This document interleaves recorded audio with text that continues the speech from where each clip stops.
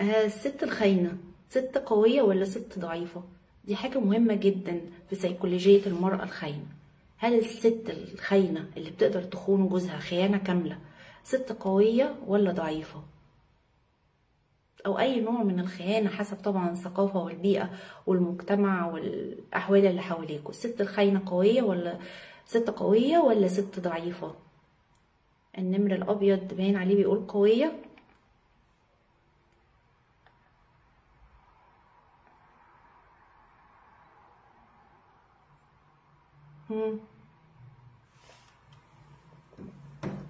قولولي يا جماعة، الست الخاينة قوية ولا ضعيفة؟ تفكيرها جهنمي. تفكيرها جهنمي طبعا.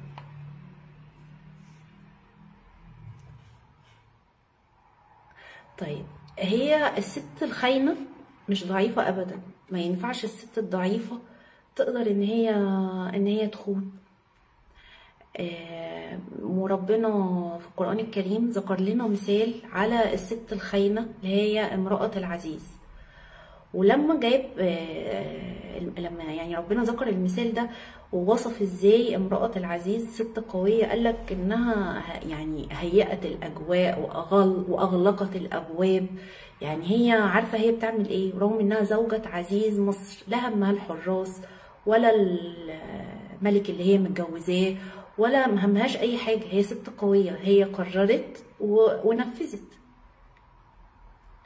كمان اللي بيثبت ان هي قوية ان لما عزيز مصر جه وشافها ولقى القميص قضة من دبر، يعني اتقطع من الخلف، وان هي اللي كانت بتتحرش، وان كل ده حصل، هو ما يعني شخصيته ضعيفة. وده اللي بيبين ان هي شخصيتها قوية، لان هو قال لها استغفري، قال لها يعني استغفري لذنبك، وقال سيدنا يوسف اعرض عن هذا. فده موقف، يعني ده موقف شخص ضعيف الشخصية، مش شخص قوي.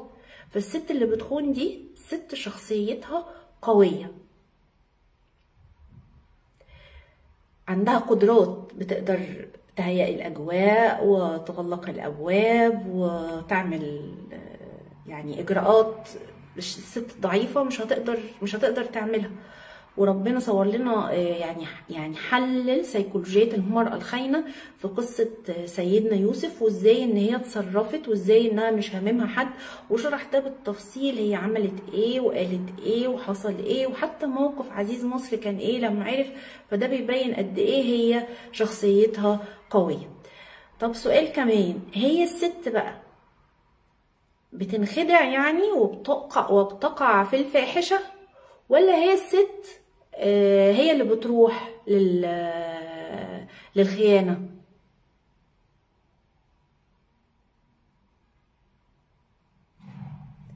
تفتكروا الست بتنخدع وبتستدرج وبتقع في الخيانة، ولا هي اللي بتروح لها؟ في قصة عزيز مصر هي الست هي اللي راحت للخيانة. كمان ربنا برضو في القرآن ذكر لنا واللاتي يأتين الفاحشة، يعني قال لنا ان الست هي اللي بتروح للفاحشة، هي اللي بتروح، ما قالناش انها بتقع فيها. كمان في القرآن الكريم قال لنا ايه، والزانية والزاني، يعني ذكر الزانية قبل الزاني. وكمان دايما كلنا عارفين ان الست بيكون عندها قدرات انها تستدرج الراجل وتغويه، وبعد كده هي ايه تسيبه هو بقى اللي يجي لها. فدي قدرات ومن قوة شخصية الست الخاينة انها تقدر تعمل الحاجات دي. مش كل ست تقدر تقدر تخون غير يكون عندها القدرات دي.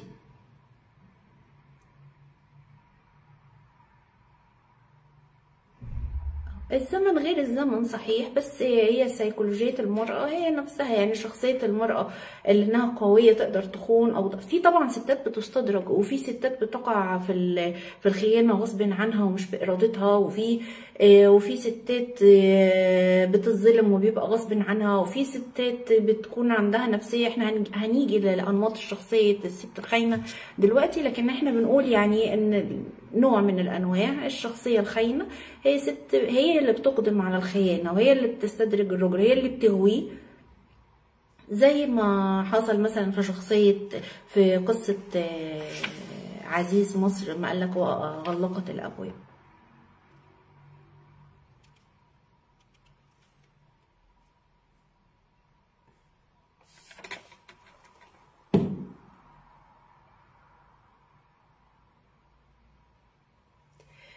والست لما بتخون في خسائر كتيرة بتحصل، يعني ممكن يكون حاصل فعلا اهمال او الزوج شخصيته ضعيفة او اي سبب من الاسباب دي، لكن لو الزوجة خانت هيبقى عندها كمية من الخسائر مهولة. اول خسارة هتحصل للست دي هي انها قطعت اخر خيط للاصلاح بينها وبين زوجها.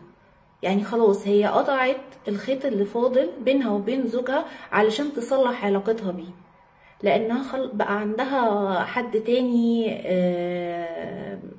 بتهتم بيه وبيهتم بيها، ففقدت الفرصة او احساسها بانها محتاجة تصلح العلاقة التانية دي، وبقت كل المميزات اللي بتلاقيها في العلاقة الجديدة بتبقى عيوب في العلاقة القديمة. يعني لو كانت شايفة في جوزها حاجة حلوة قبل كده، بقت دلوقتي تشوفها وحشة، لان هي اوريدي بقى عندها حد تاني شايفة فيه حاجات حلوة او احلى او كده.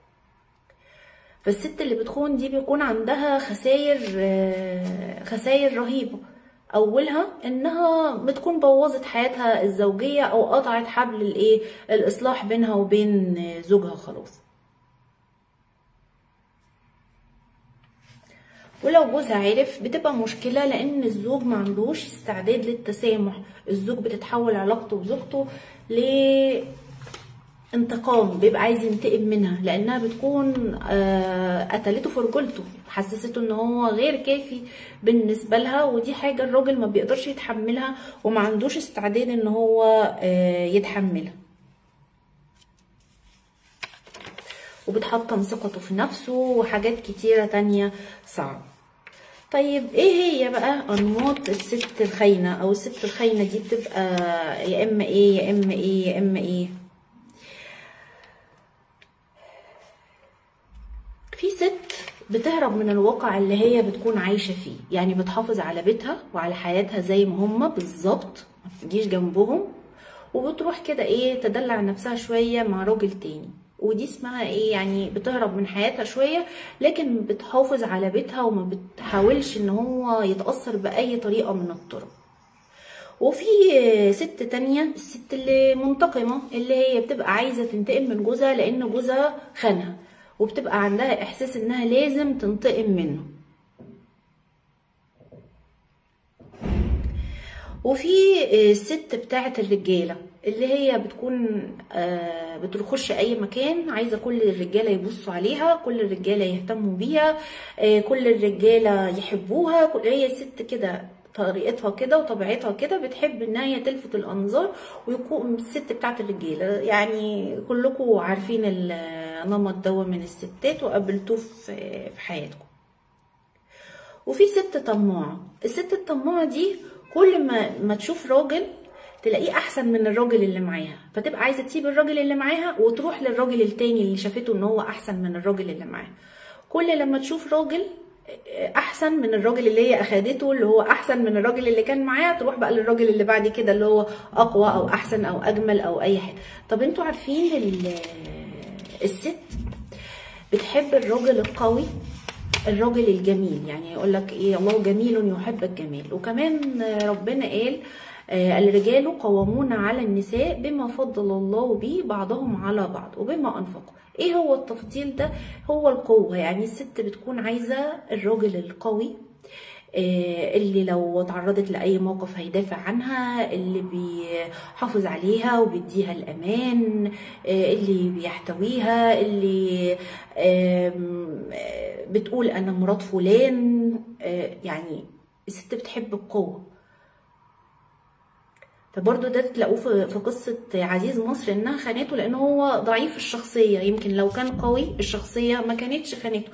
ومن الاسباب الاساسية في الخيانة هو اهمال الراجل للست، وضعف شخصية الراجل والانتقام. دي الحاجات اللي دايما بتحصل او بتسبب الخيانة في الحاجات اللي بنشوفها.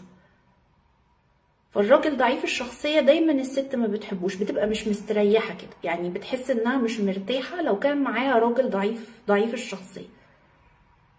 وطبيعي ان الراجل اللي شخصيته قوية هيقود بسهولة، مش هيبقى عنده المشاكل دي. والست طبيعي هتعمل له حساب، ومش هتقدر لا تخون ولا تعمل اي حاجة من الكلام اللي اتكلمنا عنه ده. كمان في ست بيكون عندها عقدة الكترا. عقدة الكترا دي انها بتكون وهي صغيرة بتنافس الامها دايما على حب باباها، يعني دايما محتاجة ان يكون في راجل كبير في حياتها. فالست دي بعد ما بتتجوز بتبقى دايما محتاجة راجل كبير، فبتفضل تخون جوزها مثلا مع رجالة كبار، وبتبقى محتاجة حنان الراجل الكبير، وما بتشبعش ابدا من الحنان ده، بتبقى دايما محتاجة راجل كبير في حياتها. كمان في الست المحرومة اللي جوزها حارمها من الحنان او من المشاعر او كده، بتروح تخون علشان تحس بالمشاعر او بالحنان اللي هي محتاجاه ده. وفي ست متسولة. الست المتسولة دي بتكون حاجتين: يا اما الست دي وهي صغيرة كان عندها كمية من الحنان والعواطف واهلها مهتمين بيها اهتمام كبير جدا جدا جدا، ويعني متغرقة كده حب واهتمام وعواطف، يا اما كانت محرومة من الاهتمام ومن العاطفة من كل الناس اللي حواليها، من امها ومن ابوها ومن اخواتها ومن اصحابها، فتلاقيها بتتسول المشاعر من اي حد حواليها، محتاجة المشاعر وخلاص. فهي دي نمط من انماط الست الخاينة، انها متسولة، هي عايزة تحس بالمشاعر، عايزة تحس بالحب من اي حد كان. ما ينفعش الست تخون مهما كان. احمد سراج طبعا ما ينفعش الست تخون مهما كان، لكن ده واقع احنا عايشينه وبيحصل، فاحنا بنحاول نوريه، يعني نتكلم عنه، علشان اذا كانت الست هتقع في الموضوع ده وتخلي بالها، واذا كان راجل بيعمل حاجة بتسبب ان مراته تخونه او كده يشوف يصلحها ازاي، عشان نحمي مجتمعنا ونحمي نفسنا من الورطة الكبيرة دي. لكن ما ينفعش الست تخون. وفي الست اللعوبة. الست اللعوبة دي ست الجميلة اللي مليانة أنوثة، اللي بتبقى بتغوي، عايزة يعني الراجل ده وقع في حبي، والراجل ده عايزني، والراجل ده يعني لما توقع أي راجل بتحس بقى بأنوثتها وجمالها وكده. الست اللعوب. وفي ست تانية اللي بتعمل سحر، الست الساحرة. الست دي بيكون عندها ضعف في شخصيتها طبعا، وعندها برود، وعندها حاجات كتيرة ناقصة في شخصيتها، بتعمل السحر لجوزها او لاي راجل تاني هي بتكون عايزاه، علشان تعوض النقص ده، عشان الراجل يعني يبقى منبطح قدامها او عايزها او كده، بدون ما هي يكون عندها حاجات تخلي الراجل ده يقبل عليها. وفي ست عندها فصام، بتخش في الخيانة من غير ما تبقى عارفة انها بتخون، دي ست مريضة. وفي الست المدمنة اللي بيكون عندها احتياجات، يعني محتاجة للشيء اللي بتدمنه ده، فبتقدم نفسها في مقابل النوع او المادة اللي هي بتدمنها.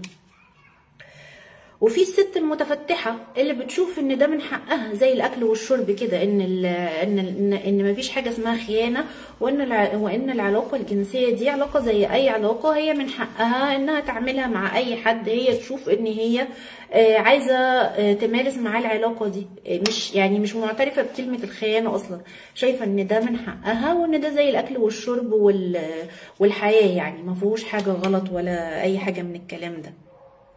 وفي ست بتكون عايزه تعيش خدامه بتاعت السيد كده، عايزه اي راجل تخدمه وتحبه وتدلعه وكده، هي عندها الاحساس ده، عايزه تعيش يعني في امينه كده. واكتر من كده طبعا بتكون اسمها الست الخدامه، يعني حتى الكتب ذكراه بانها الست الخدامه. وفي ست اللي هي، انا مش مقصودش الست الباغيه يعني اللي هي بتقدم الجنس عشان تاخد فلوس، لكن انا بتكون ست متجوزه وكل حاجه ومش محتاجه الفلوس، لكن هي لازم لما تقدم بتقدم الخيانه دي او العلاقه الكامله في صوره الخيانه، بيكون يا اما بسبب مصلحه يعني تاخد بدلها مصلحه او تاخد فلوس، وما بتقدمش ده من غير كده. هو كده هي شايفه ان هي عشان تقدم ده لازم يكون يا اما هتاخد مصلحه قصاده يا اما بتاخد فلوس، يعني لازم تاخد حاجه ماديه في مقابل الايه الخيانه او الجنس اللي هي قدمته. وفي شخصيه مريضه اجتماعيا، ست بتكون بتغلط، يعني هي غلطت وعارفه ان ده ضد مبادئ المجتمع وضد الدين وضد كل الحاجات دي، بس هي ما بتتعلمش من غلطها، بتغلط تاني وتغلط تالت وتغلط رابع، يعني هي بتغلط وخلاص، يعني ما بتتعلمش من اخطائها. كمان في نمط كمان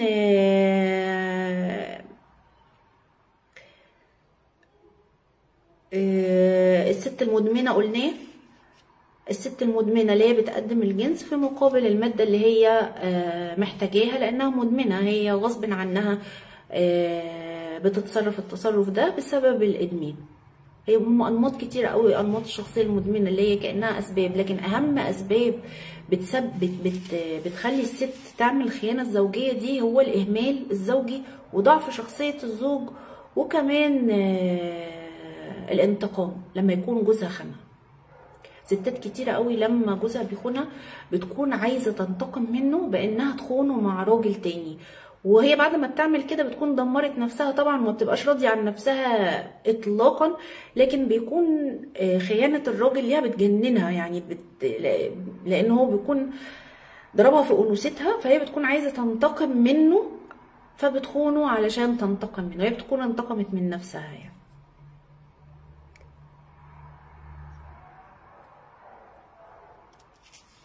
وبيكون بقى عواقب نفسية وخيمة بتقع فيها، لان الست ما بتقدر، يعني موضوع الخيانة ده بالنسبة للست زي ما قلنا قبل كده هي احادية العلاقة، هي مش مجهزة انها تكون في اكتر من علاقة، فبمجرد انها بتخش في علاقة تانية بيحصل عندها تشتت في ذهنها وفي عقلها وفي قلبها وبتتوتر توتر جامد جدا جدا، فبتكون عواقب الخيانة بالنسبة للست عواقب وخيمة جدا، غير بقى لو جوزها عرف واتحرمت من اولادها وحاجات كتيرة بتحصل نتيجة الخيانة دي. وما ينفعش الست تخون مهما كان.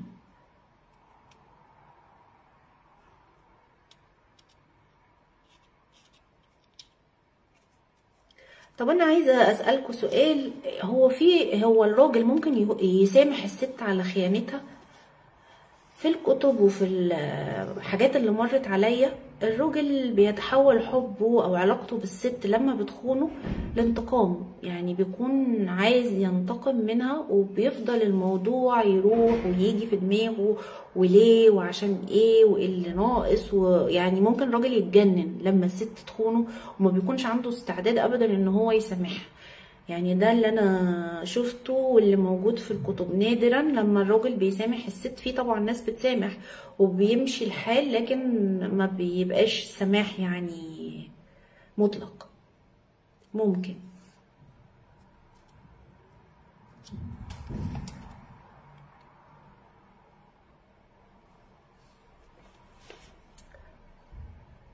ممكن الراجل يسامح الست لما تخونه.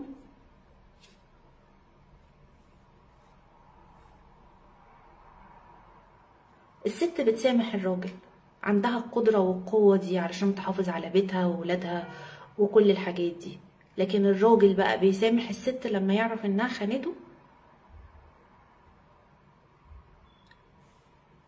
عزيز مصر سامح مراته لما عرف انها خانته.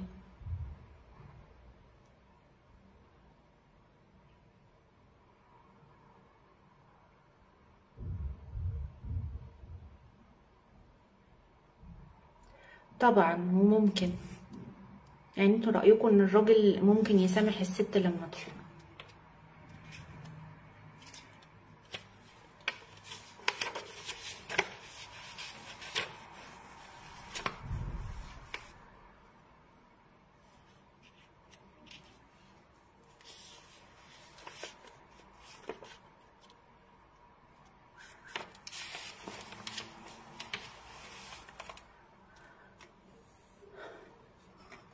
اكتبولي الراجل ممكن يسامح الست؟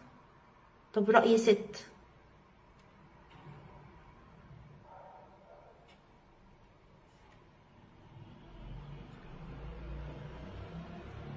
لما يعرف هي ليه عملت كده، بس هتبقى كدابة. طب ما هو مش مادامها كدابة ما هو مش هيعرف، مادام اصلا مش مصدقة.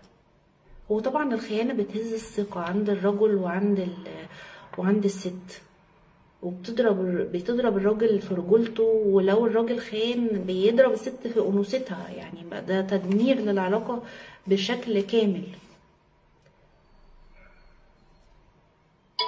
لان العلاقة الزوجية دي حاجة خاصة بين الزوج والزوجة، يعني ما فيهاش طرف تالت، يعني ما ينفعش يبقى فيها حد كمان بين الزوج والزوجة وربنا طبعا. بتكلم طرف تالت من الناس، يعني سواء كان راجل او كان ست.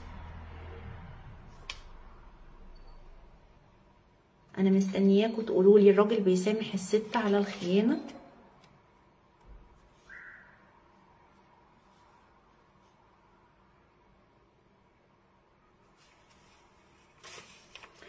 هي ليه عملت كده؟ ما هي ممكن يكون هو بيهملها، هو خانها، يعني في اسباب كتيرة. يكون هو ضعيف الشخصية. الست لما بيكون الراجل اللي معاها ضعيف الشخصية مش بتكون مرتاحة. دايما الست عايزة تبقى مع الشخص القوي، الشخص اللي بيحميها، الشخص اللي بيكفيها، الشخص اللي تقدر تقول انا مع فلان، انا زوجة فلان. يعني الرجال قوامون على النساء زي ما قلنا في اول البث.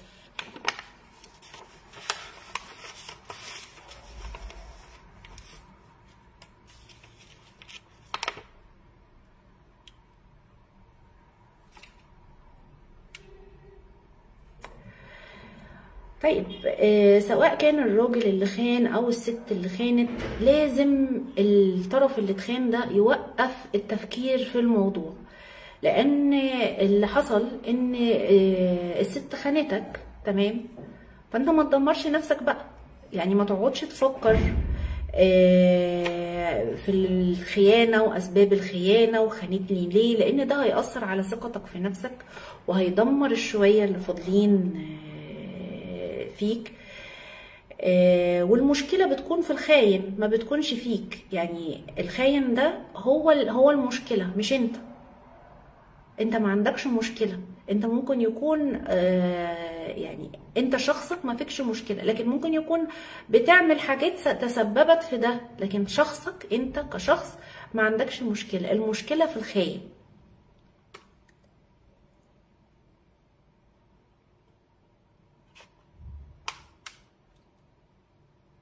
وغالبا بنلاقي ان الرجاله لما بتخون الستات بتخونها مع ستات اقل منها بكتير في الجمال، في الشكل، في المنصب، في العيله، في كل حاجه. فبيكونوا في الحاله دي الرجاله بيدوروا بقى على الروح، ما بيكونوش بيدوروا على يعني عايز صحبه، عايز روح، عايز كده. كمان الست لما بتخون الراجل هي بتدور على الراجل الاقوى طبعا، لكن بتكون كمان محتاجة الاهتمام والاحتواء والحب. فابني حياة مراتك بالحب والاهتمام، ما تسيبهاش لأي حد يديها الحب والاهتمام ده وتبقى انت مشغول مع واحدة تانية ولا مشغول في حاجة تانية. العلاقة الزوجية ليها حقوق عليك وعليها، لازم تعملها وما تأثرش فيها. كمان ربنا قال ولا تزروها كالمعلقة. وقصة المعلقة دي يعني زي من أسبابها الخيانة. صحيح مش كل احتياجات الست جنسية، لكن هي كمان عندها احتياجات جسدية، فعشان كده ربنا قالك ما تسيبهاش كده. في حد كاتب ولو بيحبها يسامحها مرة واتنين.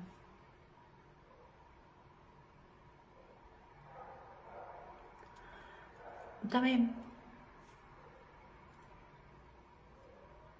الست بتحس بالاستقرار في بيتها وفي حياتها ومع الراجل اللي معاها لما كل فترة كده يسمعها كلام حلو ويحسسها ان هي اهم شيء في حياته، وانه فاكرها، وانه لسه بيحبها، وانها ست جميلة، وانه هو معاها، وان هما مع بعض. ما تنسوش بعض، ودايما فكر مراتك وشريكة حياتك ان انت معاها، وان انت محتويها، وان انت واقف معاها، وان انت بتحبها، وانها اجمل ست في الدنيا. ما تسيبهاش لناس تانيين يقولوا لها الكلام ده. خليك انت الاول، انت اللي تقوله الاول. الحياة بقت مفتوحة، والست حواليها مغريات كتير زي ما انت حواليك مغريات كتير. فحاول تملى حياة مراتك دايما بالحب وبالكلام الحلو. الست محتاجة دايما كل شوية كده تحسسها بالثقة، تحسسها ان في زوج موجود في حياتها. واشوفكم على خير. لو حد عنده مشكلة في موضوع الخيانة ده ياريت يكتب لي ويقول لنا رأيه. الراجل بيسامح الست لما بتخونه ولا لا؟ واشوفكم على خير. سلامات.